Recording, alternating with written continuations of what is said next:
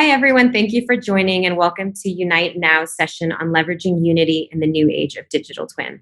I'm thrilled to be here with Sandy Marshall of Booz Allen Hamilton to discuss the following topics. So first, we're going to start with an introduction to digital twin. What is a digital twin? Then we'll go into the use cases that Sandy and her team have identified and validated, and she's going to talk through the business value of digital twin. Following, she'll talk about why Unity and the relationship and partnership between Unity and Booz Allen on digital twins. And she'll go ahead and dive into the application of AR/VR and the power of digital twins. And she'll dive into the demos of the digital twin projects that she and her team have worked on. And then we'll walk us through market opportunities, drivers, and challenges. And then we'll have a final wrap up. All right. Thanks, Crystal. So leveraging Unity in the new age of digital twins. A little context and introduction here. So as the digital footprint of everything we interact with is becoming larger and more complex, digital twins can help make sense of all the information in our connected world. With an estimated growth of 5.1 billion to 115 billion in 2035, digital twins are fast becoming a cornerstone in the design, planning, and operations of everything from the products we use to the cities and the buildings that we live in. Digital twins are not new, but they're certainly seeing growth across industries. I mean, they're being widely adopted in manufacturing, engineering, and design spaces, primarily used by engineers. I think the real opportunity for digital twins lies in the democratization of digital twins, empowering all users across the product or process lifecycle with the ability to assess, visualize, analyze, and interact with their data. And that's the new age of digital twins. All right, so what is a digital twin? There's lots of definitions, of course, but I think we can all agree at the core that they are virtual replications of objects, processes, or systems. They're directly connected to their physical object through data, be it contextual, historical, or real-time information feeds across their life cycle to enable actionable insights. And the definitions of and approaches to digital twins totally vary by use case, market, industry, and end user. So that's why we're thinking about digital twins as a maturity continuum. As each digital twin is tied to a specific use case, and each use case requires a different tech stack, security protocols, level of fidelity, et cetera, the approach you're going to take for your digital twin will differ for each use case. So you can enter the digital twin space at any part of the maturity continuum, though it's helpful to have your end goal mapped out before you start developing, because that's going to change the way you design it, the approach around the architecture, the design, and the requirements. At the core, you need to have your digital model or replica, and this gives you a picture of your current state and allows you to do some basic scenario planning and predictive analysis. As you move to the right on the graph and you start adding enriched data, I mean, this could be historical or contextual data. Think about things like policy, weather. It gives you a more detailed and contextual view of your operations and performance. And then you start adding the real-time data using connected sensors to build sophisticated live models, and that enables new capabilities like remote monitoring. Then you get all the way to the right of the maturity continuum, and you get to bi-directional integration. And this is where you can use analysis and insight gained from your twin to drive actions in a real-world object. And so it opens up capabilities like autonomous decision-making. As you move across the maturity scale, the fidelity of your data increases, which in turn increases the accuracy in your model and simulation, and opens up a new range of functionality. It drives business value through increased operational performance, through decreased risk and more informed decision-making. And of course, as the level of fidelity and your data increases and the analysis and insights you draw from that increases, you're going to have to bring in different considerations around requirements, architecture, connectivity, and security. All right, so now that we have a sense of what digital twins are, let's talk through a little bit about the why of digital twins. So digital twins can help you understand the past, view present conditions, and act on the future. By knowing the context, you can predict future states through your digital twin, and you can effectively monitor, simulate, or control an asset or process or life cycles. And when digital twins are leveraged across the life cycle, they create a digital thread of data, performance, and decisions that bring transparency and enhanced communication to stakeholders across an enterprise. There are lots of benefits and use cases for digital twins. I think the real value lies in designing your digital twin so that it can be used by all users across the process or life cycle. And I'll use some examples to bring this into context. So with master planning, you can use digital twin in the design phase of your life cycle to enable collaborative planning. So that all stakeholders can get in and view and walk through the design together, be it in a desktop or a virtual reality application.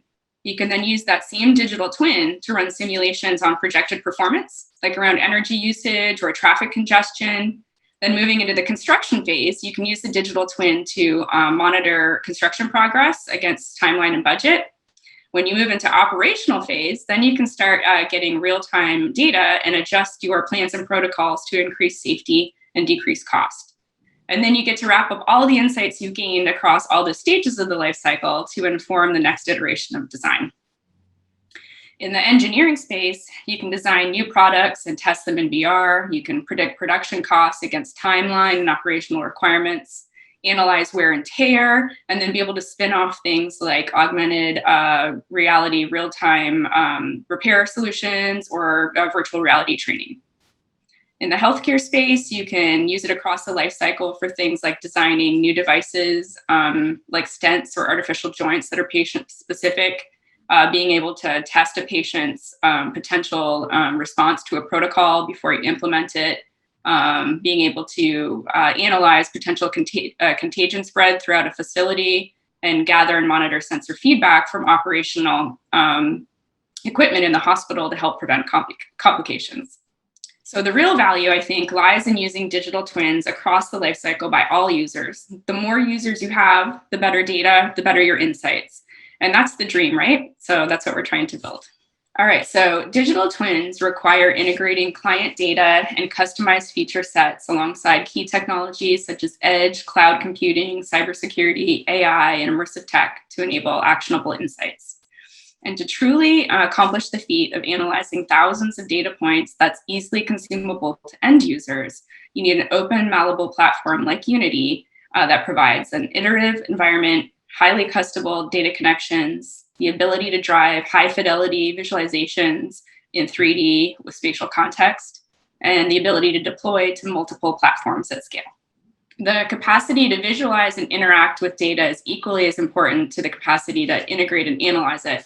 And that can be further benefited by using things like AR and VR. So with augmented reality, you can personalize data showing contextual information over a physical object, provide better applications and ways to do time and cost efficient ways to improve worker performance. With virtual reality, you can test pre-implementation designs and spatial orientations, and you can revolutionize training. I'm really excited to highlight the strategic partnership that we have with Booz Allen that was established back in February of this year. So we're working together with their technical teams or capabilities teams to bring both of our technical resources together to drive innovation. So we'll be partnering on large-scale, high-value projects, leveraging the prototypes and POCs that we build together. For starters, it's going to be a focus on digital twin. And what we're doing is bringing Booz Allen's technical capabilities from AI, immersive, cloud, and edge, and bringing our enabling technologies together. So our Reflect team, our AI, SIM, and labs groups together to build prototypes and deliver with excellence. So we'll be working on systems integrations, strategic industry partnerships, bringing technical expertises together, and building out and shaping new products that are validated across all markets and that will help to solve problems across the life cycle of projects. Yeah, Booz Allen's been using Unity for over a decade. We started out building serious games for clients and moved into AR and VR training. As we continued to build our business, we saw this opportunity to move more into modeling and simulation. And as the Unity developed new tools to help us connect client data sets and client databases and our analytical tools into Unity, we saw an opportunity to move into the operational space with digital twins. So we're really, really excited by this partnership. All right, moving into some projects. So as I mentioned, we've been using Unity for a number of years. I'm going to quickly move through a couple of initial projects we did in the digital twin space, and then move into the latest project we did with Unity. So this is a Unity game engine that we use to develop 3D Hospital, which is a configurable simulation for modeling contagion spread through an enclosed environment. So it uses Monte Carlo method for timings and event occurrences, and it's all hooked up to an XML file that is easily configurable by the end user. And it makes it really easy to adjust staffing levels and treatment protocols based on the information the user puts in. We developed this on HTC Vive. And moving in from 3D Hospital, we developed Facility Planner. So similar type application, right? We used a Unity core platform to develop a VR application for Vive that let users have a top-down view or boots on the ground view where they can walk the halls of their future facilities and make decisions around maximizing utilities and minimizing waste. It has a dashboard where people can configure different room layouts and walk through, design stakeholders can walk through the application together before they build it. So in doing these two projects, we would hand model the buildings based on blueprints or photos. And when we heard about Reflect, we started looking at the opportunity to be able to take BIM models directly into Unity. And that speeded up our modeling and development timeframe around the 3D models of the buildings to like 90% more increased efficiency. And not only that, we are able to bring in the architectural accuracy of the Revit models directly into Unity. So now when we're developing modeling and simulations for our clients, it's like to architectural spec. And not only that, we can see all of the underlying systems aside from the structure of the walls and the floors. Which brings us to Master Planner.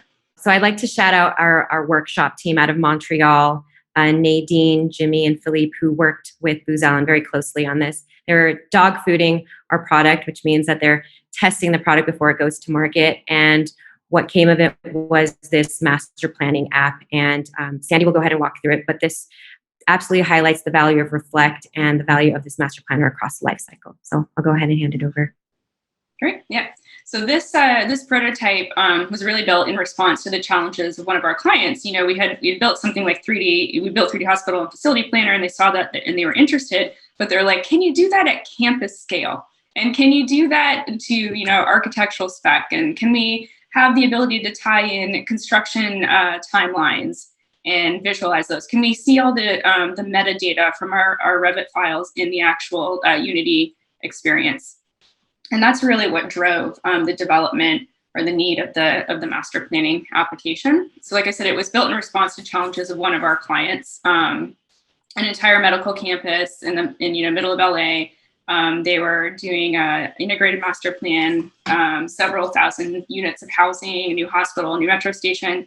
And in the past, we traditionally would deliver some of these reports and analyses in 500-page report, and then we moved to doing it in like a canned sort of like 3D analysis of our findings. But now with this tool, we can actually give the power to our end clients to interact with their own data and be able to see construction timelines, to be able to see when workers check in and check out, to be able to understand the implications of where one trade gets behind, how it will impact the overall cost and timeline of the delivery of the entire build. And I think this just ties back so nicely to, our big vision for digital twins is this is a great example of master planning, but now we can continue to grow this capability, this application into the rest of the life cycle for our clients. So being able to add things like sensor integration so that we, after the facility is built, we can gain that real-time operational insight of how the building's being used and what's going inside it so that we can, reduce costs, identify places, opportunities for energy efficiencies, and be able to do even more advanced planning around potential, emergency scenarios. And then being able to hook in some of our like AI capabilities to drive new capabilities around things like remote monitoring, right? So if we have this campus set up, and then we bring in sensor integration, and we're doing like camera feeds, and then we can run AI on the camera feeds to see be able to track vehicles coming in and out of a campus, or being able to understand who's having access to different parts of the campus. But it's just a really amazing prototype that set the stage for what all our grand vision of what we're trying to build here with Unity. This master planner prototype is just like the beginning. It's a module that's part of a bigger digital twin solution. So if you dial it back down to what impact this has for the architects, engineers, and designers and construction folks, is this enables BIM coordination. It enables the planning for the construction phasing. So on the dial on the left, when it pops up, you'll be able to go to a specific date and see what phase that project is at. So it enables that visualization transparency for the construction timeline and construction phasing.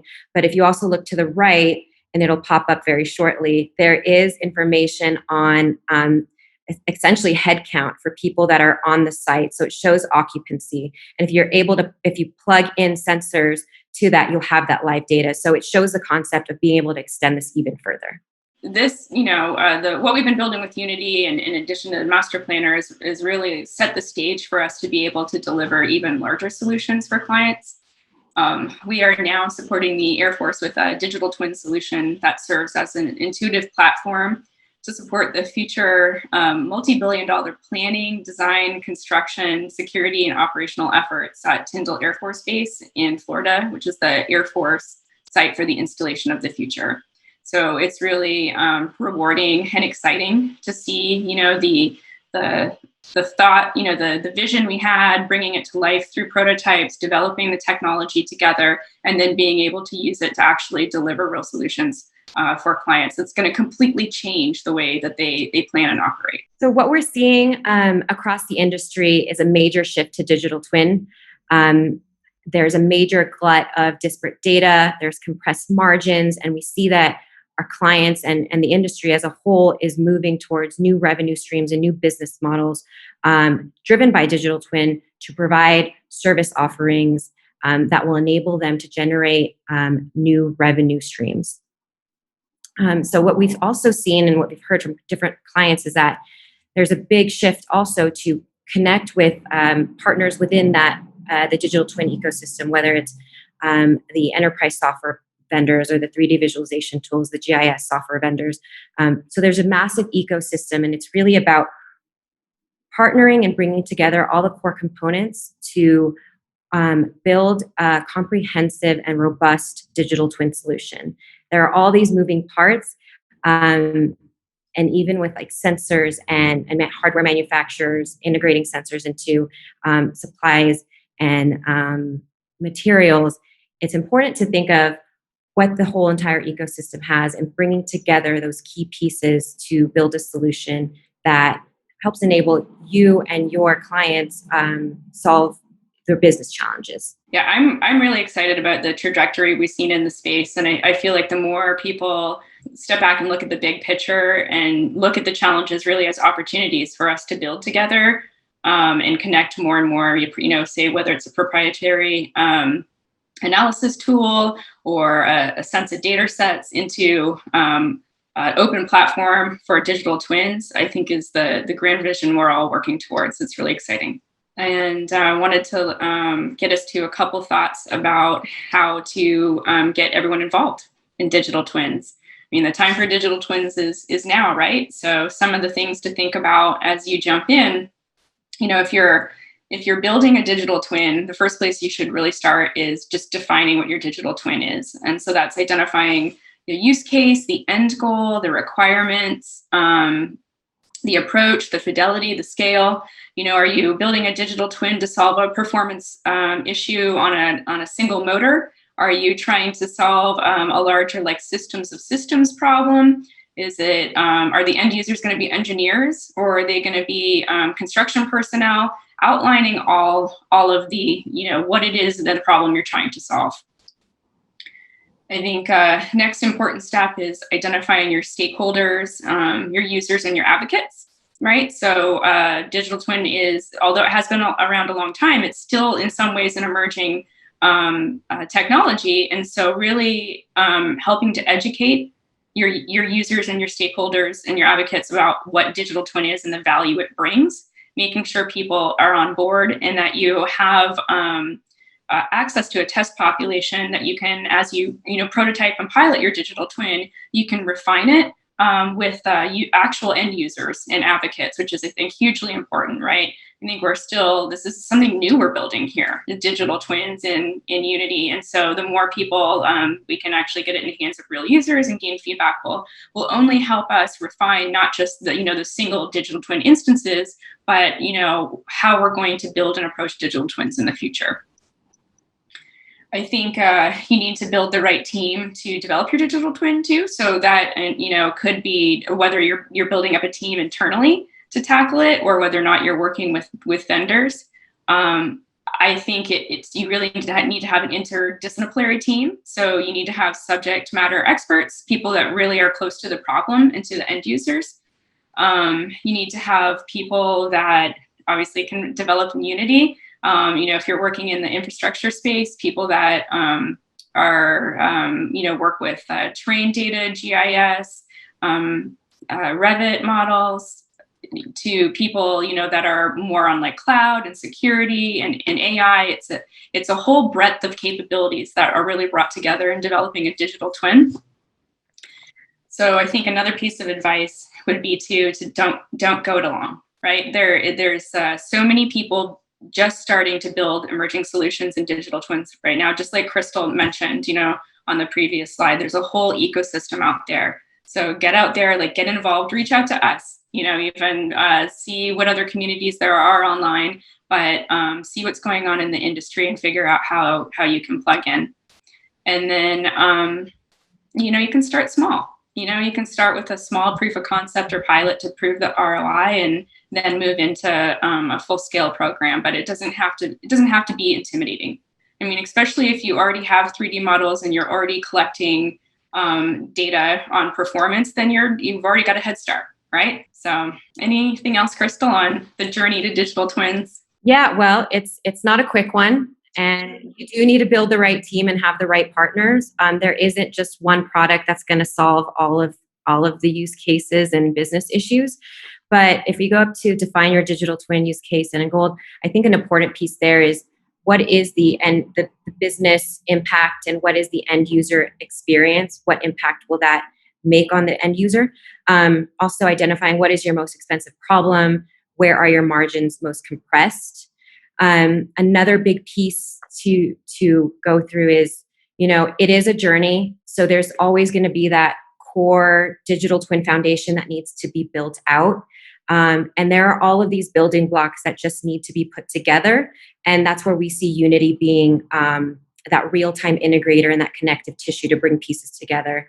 But in that, you need to do the data transformation piece, which is the ingestion, the digitization of all of your data, so that you can enable all of that real-time experience and unlocking that data to create the experiences throughout the life cycle. You will need a team to build and maintain this, and that's why you have the Booz Allen here, who can help do that.